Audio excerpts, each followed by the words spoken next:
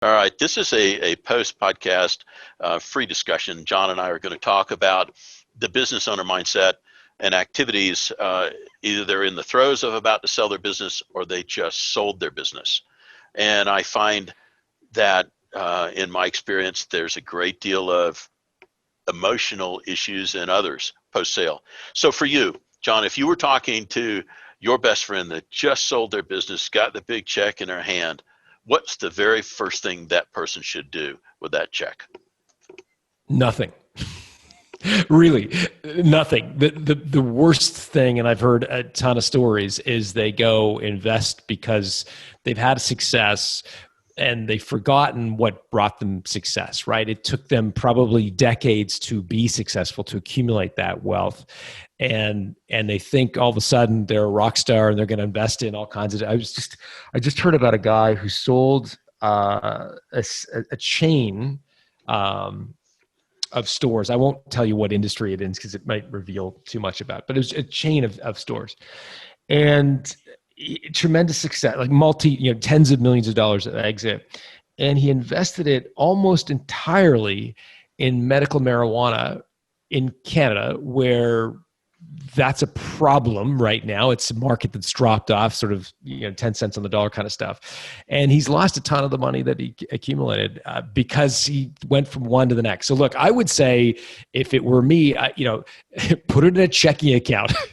Just let it marinate there for 10 or 12 months, and then start to think about what you want to do with it. It's not going to go away. I'll tell folks, just put it in like treasuries. Treasury bills, and then just go stick your toes in the sand, have an umbrella drink of some kind, and exactly right. And it's almost the same thing you see after somebody dies. It's almost the same effect, in my opinion, what I've seen. And it's like you just sold your kid, and you go, now I feel compelled because I did this, I must go do that, and there is no rush. So now. Well, I would pick up on that, Bob, because I think while I would do nothing with the money, I would do a lot with your time. Yes. That's a huge mistake that I think we make. And we've actually done research into this where some of the biggest, so when we talk to entrepreneurs about like what they regret about their sale, oftentimes they regret not having something to go to. So they sell because of an opportune time in the marketplace, or they sell because they're frustrated about employees or red tape or the government or whatever, and they sell. And they're like, whew, okay, good, I'm out. But they've got nothing that they want to go do. And that's a recipe for disaster. And that's when they start dabbling in stuff they have no business dabbling in. So even before you sell, I would love a 5-point list of things you're excited to go do. Write a book, start a podcast, start another business, get involved in philanthropy, lose weight, run a marathon. It doesn't really matter to me what it is, but having a really solid go-do list, I think is incredibly important, especially in the first few months after the check clears your bank account. Well, it reminds me of like the guy that's leaning into the wind and the wind stopped, bang, fall down. It's going like you see it in the military. Guys will retire, is what they call it, retired. And as they retire and they go, I've got 30 years in, now what? Or how much golf can you play? And you go, not that much. But, I think that's a valid thing. So, for that business owner, he's followed and embraced value building. By the way, shout out to my good friends, Marla DiCarlo, Jason Thomas, Raincatcher in Denver, a big value builder, John Warrilow fan. They're in the later stage of selling their business or just sold. What advice would you offer to that business? So they're just kind of at the apex, just getting ready to get the check, post-sale behavior or strategy. Is there a specific set of steps, or did we cover that in the last question? Well, I would think really carefully about how you want to treat your employees. I think one of the biggest regrets that entrepreneurs have is they get into the throes of the negotiation, and it's all negotiation theory, and it's very emotional, and they consummate the sale. They tell their employees, and their employees feel devastated by the news, right? They feel cheated like a lover would feel cheated by not knowing the information. And so, look, I don't think for a second you need to tell your employees you're thinking of selling, but I do think you want to rehearse and certainly be very proactive about how you plan to tell them and what, if any, bonuses or benefits you want to give to those employees to help you get to the point of a sale.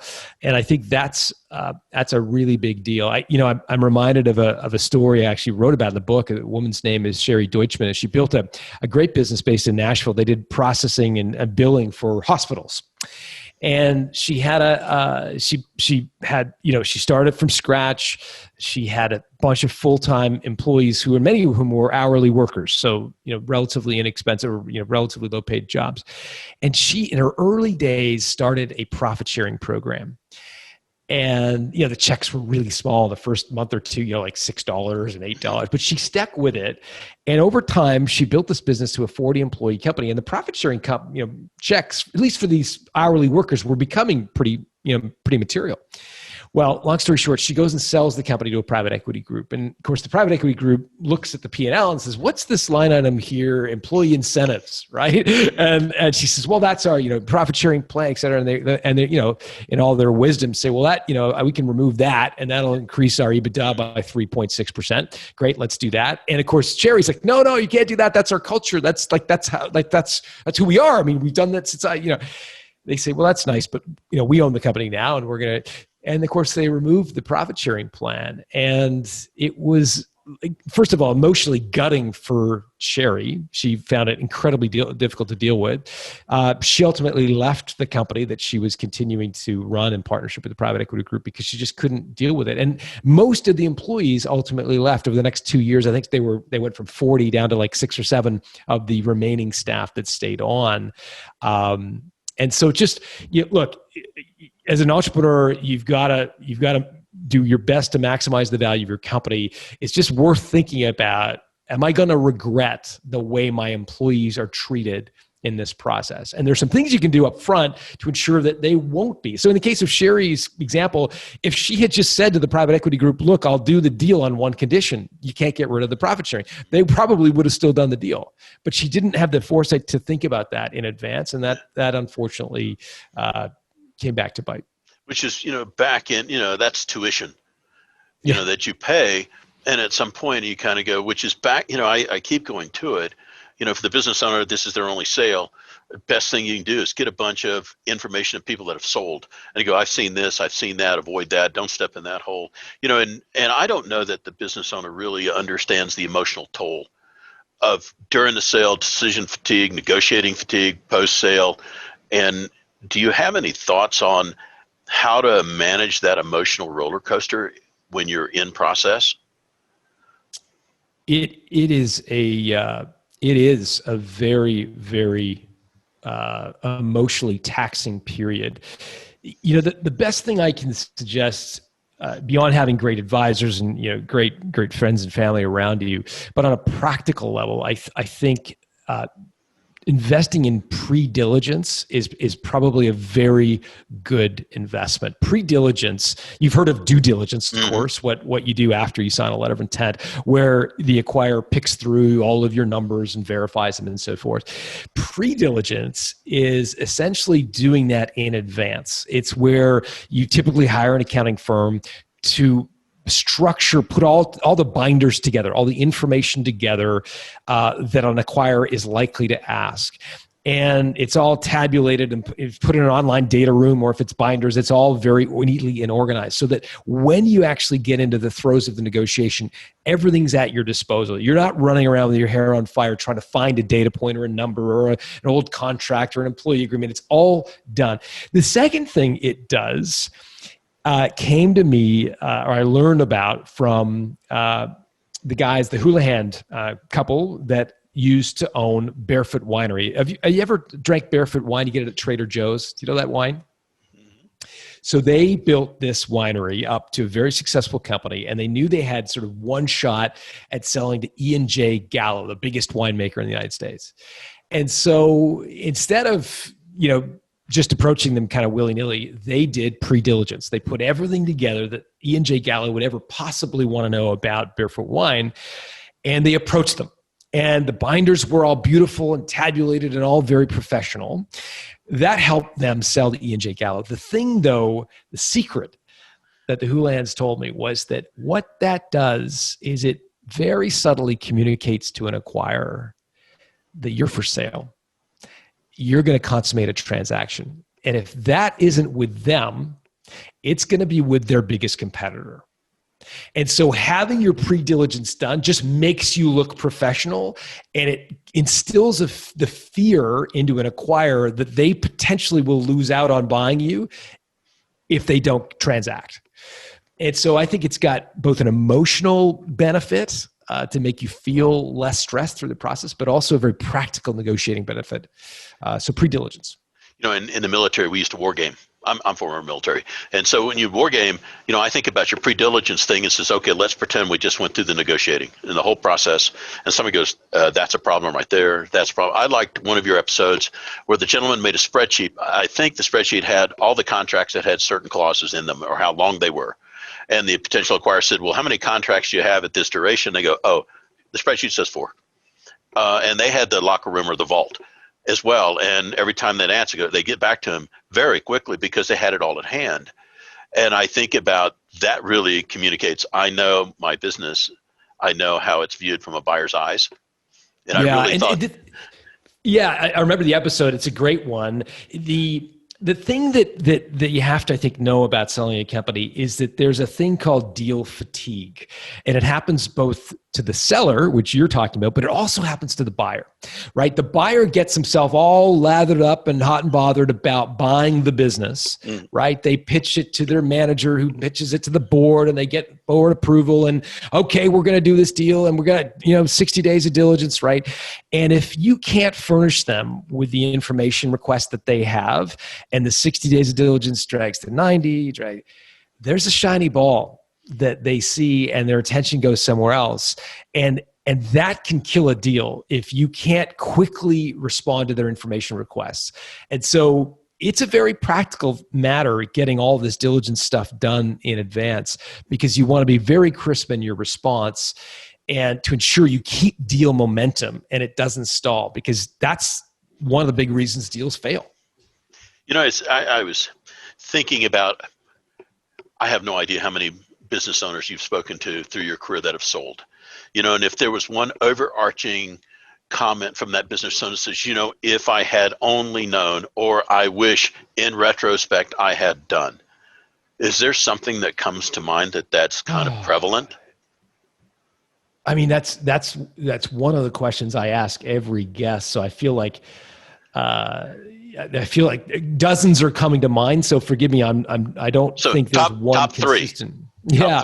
Top 3. Certainly I wished I had created competitive tension. I wish I'd gotten other offers, because I think other offers allow you to feel confident that the one you did get is a fair deal, right? You never know unless you got multiple offers if it's a fair deal.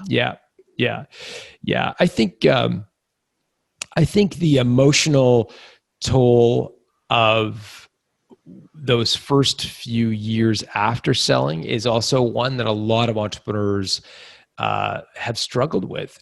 They tell me that it's been a challenge, just not feeling like they have the same purpose is a struggle for them. Some, the happiest ones have gone on and they're working on something else that they're excited about.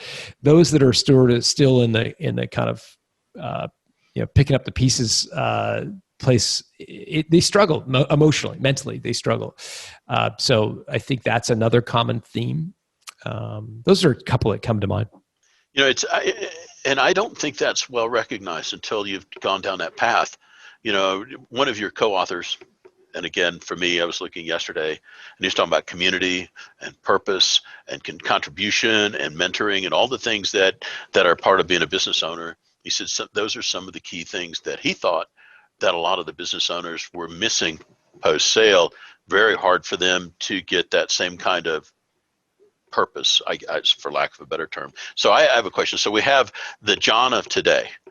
All right. And so the John today versus the John pre-sale of the 4 companies that you sold.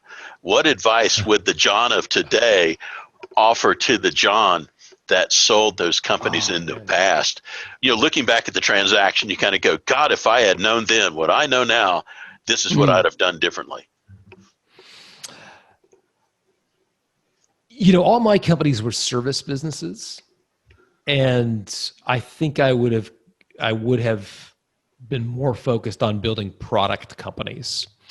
So I think service companies are easy to start. They generally don't require a lot of capital.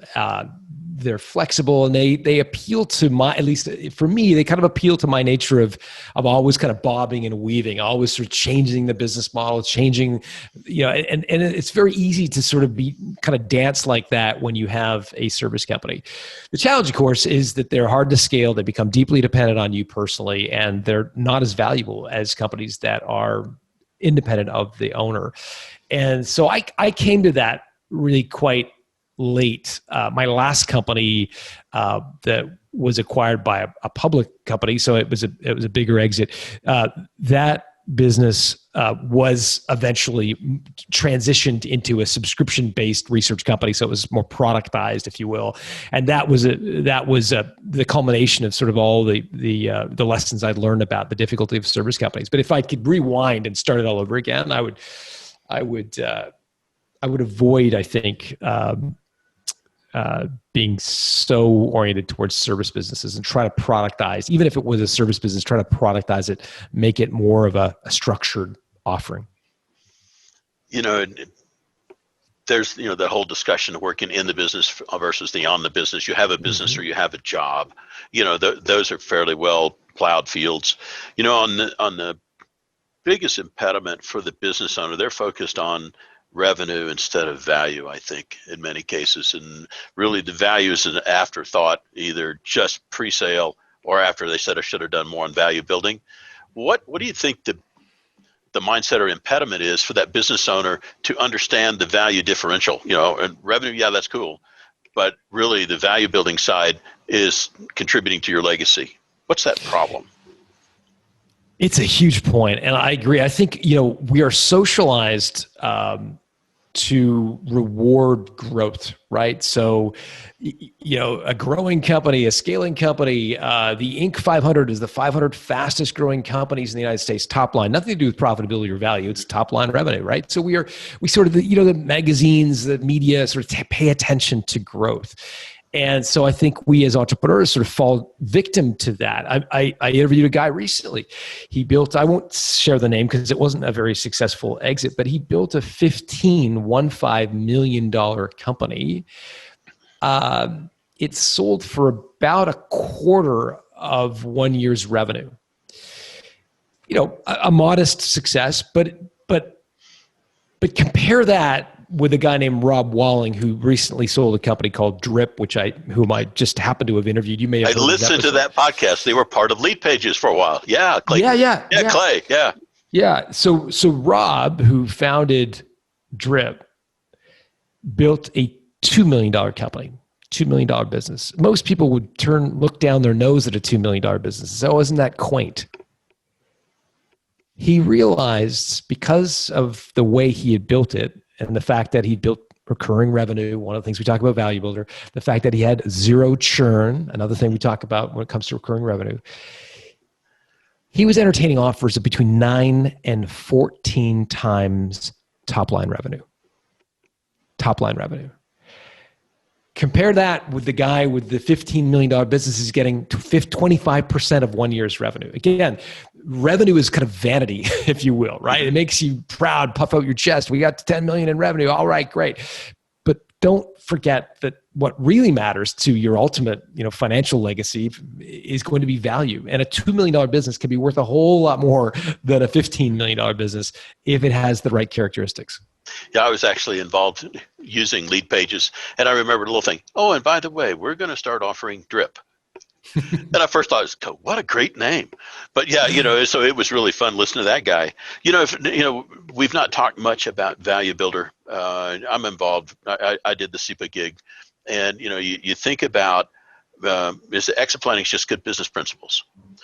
because if you're building a business that somebody wants to buy, those are fairly good business principles. How would a business owner says, I'm not exactly at the stage I want to sell, but I really want to start paying attention. How do they use Value Builder in that process? What would you recommend they do? Well, I mean, find a certified value builder that can help them through the process. And I think the underlying question, I think, that is sort of sitting underneath your question is sort of like, why would I bother? You know what I mean? Like, if I'm not ready to sell, like, why would I care? I think the reason that you want to care about value building is it gives you, having a valuable company that's not dependent on you, it gives you the ultimate poker hand, right? You have the royal flush. At that point, with a business that's not dependent on you, that's gone through Value Builder, reaches a score of 80 or 90 out of possible 100, I mean, you could sell to the highest bidder. You've got a very valuable company. Our average Value Builder customer is getting offers of 3.5 times pre-tax profit. The average Value Builder customer who achieves a score of 90, which is our best in class, is getting an offer of 7.1 times pre-tax profit, or more than double. And they're also 3 times more likely to have received a written offer. So look, if you go through the system, increase your score, you're in many cases doubling the value of your business and tripling the likelihood that you're going to get an offer. So there's a tremendous sort of financial upside, but you don't have to sell. You have the power of being in the catbird seat. You don't have to sell. You could bring in a private equity group and do a minority or majority recapitalization. You could kick yourself up to chairman and bring in a 2IC or a general manager or an integrator. You could do all these things if the thing is built to sell. But again, that's all of what is required to get that poker hand is the stuff we talk about at Value Builder. And that's back to what the business, what they don't know, and we talked about a number of things, and the business owner builds a company, but they really don't. There's a lot of tools that they don't have at hand, or they're just unaware of. Not that they're not smart people, they're just unaware of. And so I think about Value Builder just as a framing tool. Do this, click this off, make yourself replaceable, leave the company for a couple of weeks. Did it fall in a hole or not? All those kinds of things, and to close, because I've been wearing you out and we've got a hard stop. So for that, do I look worn out, Bob? Is that what you're telling me? No, I would never say that. By the way, when you're interviewing your guests on the podcast, I must say you sound like you have a great time because there's a lot of humor. Oh, good. Yeah, and that's really refreshing and it keeps it interesting. But for the business owner, we have the team, the pre-sale team. They've got all the stuff and all that kind of thing. They've sold. If you were to recommend what type of team that the post-sale business owner should have at his command, what would be the seats on that team? What would you have as a business owner? Well, a wealth advisor is one for sure, because I think it's a very different skill set in building wealth than keeping it. And I think in many ways they're the opposite, right? Building wealth is about taking big risks, very concentrated positions in one asset, et cetera. And a wealth advisor is going to hopefully be a defense mechanism for that, is going to give you a little bit of play money to try some ideas, to invest in a couple of companies if you want to, invest 10 grand here or there, whatever. But they're going to be a sober second thought. And so I think that is someone I would have on the team.